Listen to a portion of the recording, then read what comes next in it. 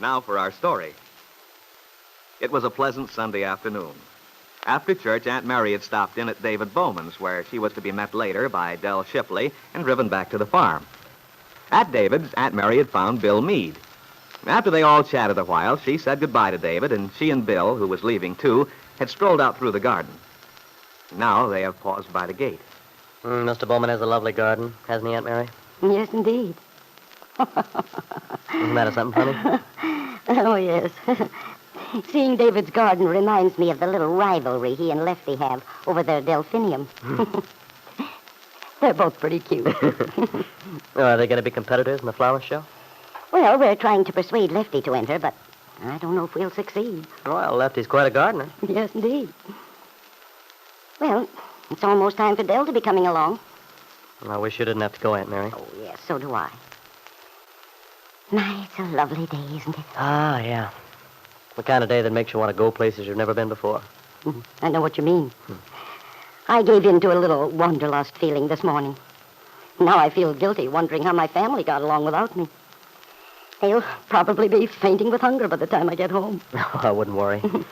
Maybe you ought to go on strike once a week and let somebody else do the cooking. Oh, I don't mind, really. In fact, I enjoy it. Besides, you know, Peggy always helps out. Oh, good for her. But I think she ought to have a little time to herself. Have some fun. She went to church with Jane Plummer this morning, looking pretty as a picture. Well, she always does to me. Yes. Randy teases her. He calls her Miss Glamour Puss of 1946. Randy. He's more like a brother to her than a cousin. Oh, yes, always has been. They used to scrap like brother and sister, too, when they were youngsters. Yeah, I'll bet they did. And Peggy probably held her own, too. She did. When she makes up her mind about something, she doesn't give in any too easily, you know. Yes, I do know. I guess she probably told you about us, didn't she, Aunt Mary? Yes, Bill. We had a long talk. It was the night after you'd been there for dinner. Yeah, I thought she'd want to talk it over with you. She told me the whole story. I think you know how I feel about it, Bill. And I appreciate it, too, Aunt Mary. You've been absolutely fair. Well, so is Peggy, for that matter. She's tried to be fair, Bill. I think she's done what seemed right to her. Well, I couldn't ask for more than that. No? Well, ever since I was able to make it clear to her why I behaved the way I did while Kit was away in California, she's been wonderfully kind and sympathetic. It helped a lot, too. I'm sure it did. Of course, when Kit finally agreed to the divorce, I guess I made an awful mistake. How do you mean, Bill? Well, I couldn't help hoping somehow that Peggy and I might get back to where we were before Kit and I were married. But I realized the other night how foolish I'd been to think it would work out. Not foolish exactly, Bill. Perhaps unduly hopeful. Yeah. A guy gets to kidding himself. Convincing himself that what he wants to happen is going to happen. That's where I made my big mistake.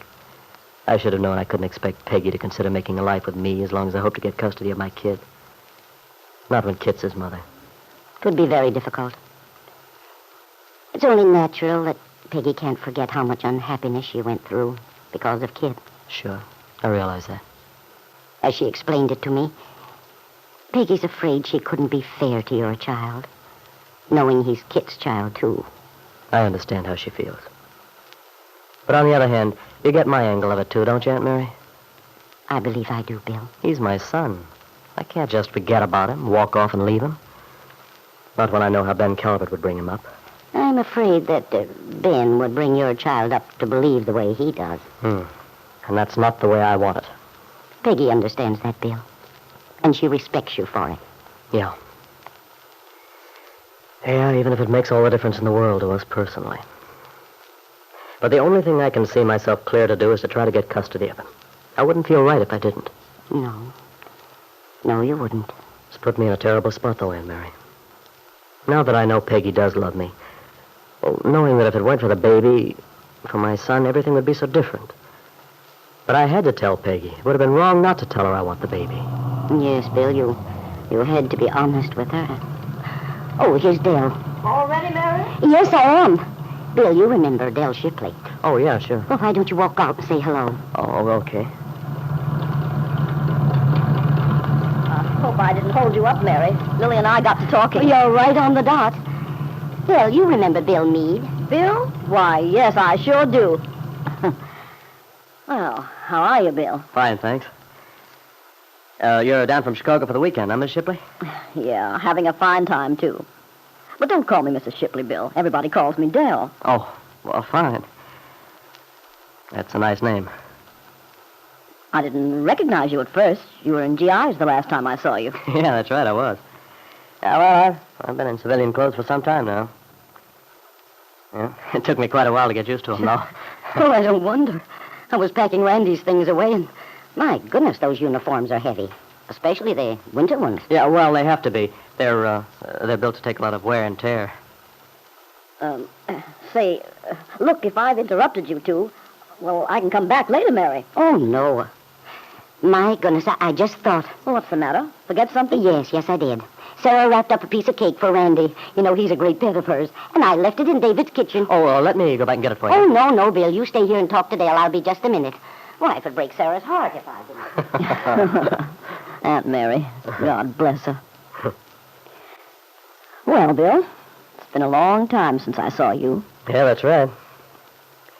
You haven't been down here much, have you? No, I haven't. Well, I guess they keep you pretty busy up in the big city. Are you still running that nightclub? The Golden Pheasant? Golden Peacock. Oh, yeah. Peggy used to talk about it a lot. And I always thought I'd like to get up to Chicago and drop in sometime. Why don't you? You're always welcome, Bill. Everything will be on the house, too. Well, that's a dangerous offer. I might take you up on it one of these days. Well, glad to have you. Say, by the way, I understand congratulations are in order. Yeah, I guess so. Too bad about your marriage busting up, but I understand you got a swell youngster. Yeah, he's quite a guy. See much of him? No, I don't. That's the tough part of it.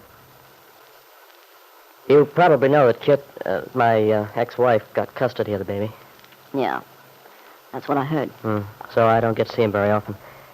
I kind of keep tabs on him, though. See, they've got this nurse taking care of him, and I run into her ever so often. She tells me I was getting along. Aunt Mary says he's just about the best-looking child she's ever seen. And I know she wouldn't exaggerate. Well, he looks awful good to me. But then I've always been afraid I was a little bit prejudiced. You know, the proud papa. Not if Mary says so, too. She's a good judge, I'd say. Wish I could see him sometime, Bill. Yeah, I wish you could, too. Well, I know how it is, though. Say, you must have a picture of him. If you haven't, you're the first fond parent I ever met who didn't. Oh, sure, I got a picture. It's just a snapshot his nurse took, but it's a good likeness. Well, dig it out and let's give a look, huh? Okay. You asked for it, you know. I got it here in my wallet. Yeah. There's a little monkey. Oh, my Lord, he does look like... He's a pretty handsome young man for his age. I might as well admit I think so. I guess if people didn't react as if they were impressed, I'd be kind of disappointed. Well, I'm impressed, all right, Bill. As Dell Shipley studied the snapshot, she felt as though she were looking into the face of Lisa Fenner. The child was so remarkably like her.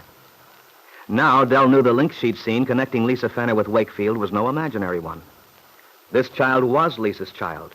The baby son Lisa had relinquished to a woman she refused to name. Dell knew who that woman was now. It was Kit Meade.